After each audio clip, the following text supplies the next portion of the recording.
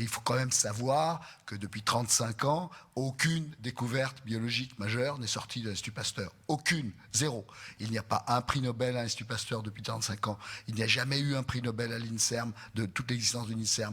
Jamais eu un prix Nobel dans le secteur des sciences de la vie du CNRS. Jamais eu un prix Nobel dans le secteur biologie de l'école normale supérieure. Jamais un prix Nobel à l'INRA. Jamais un prix Nobel à l'Orstom, etc. Je peux continuer.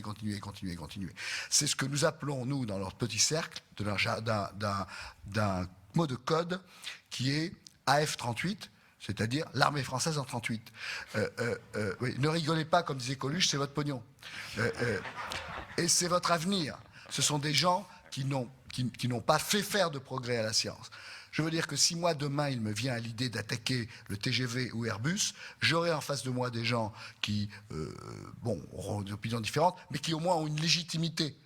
L'Airbus, c'est un bon produit, ça vole, le TGV, ça fonctionne. Ces gens qui sont en face de nous n'ont aucune légitimité.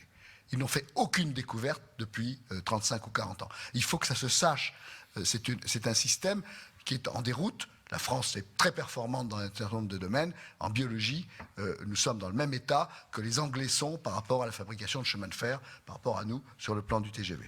Ça, c'est donc tout à fait important. Et je terminerai quand même sur une information personnelle que Didier a évoquée, puisqu'il a évoqué les problèmes de procès. Donc, j'ai gagné mon procès contre Sciences et Vie, qui a été condamné pour fraude, à me verser une petite somme qui a quand même couvert les frais d'avocat. J'ai par contre été condamné, moi, dans mon procès avec les prix Nobel, parce que mon avocat a décidé d'attaquer devant une chambre, il fallait attaquer devant une autre. Ce qui veut dire que le droit, le respect du droit lui-même, Marie-Angèle sera peut-être pas d'accord avec moi, prime quand même sur le droit des gens, parce que la diffamation est avérée, tout le monde le sait. C'est absolument évident que les Nobel eux-mêmes l'ont dit, qu'ils avaient diffamé, en disant, eh bien, maintenant nous allons chercher la preuve que Benveniste a fraudé, ce qui veut dire qu'ils ne l'avaient pas avant, au moment où ils l'ont dit.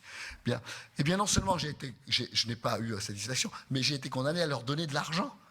Je dois, moi, payer 51 000 francs aux trois scientifiques pour les dédommager de la peine qu'ils ont eue à être traînés devant le mauvais tribunal. Alors, vous voyez, c'est un système tout à fait extraordinaire, tout à fait tentaculaire, avec des médiocres qui sont arrivés à un niveau de décision, avec des gens qui ne sont pas médiocres, comme François Jacob, mais qui ont complètement oublié leurs attitudes passées d'audace scientifique.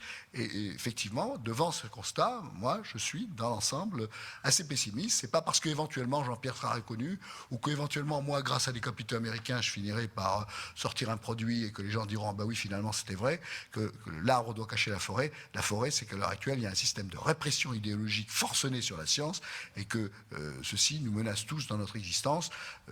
On ne guérira pas le cancer dans un avenir prévisible si on continue dans cette direction-là.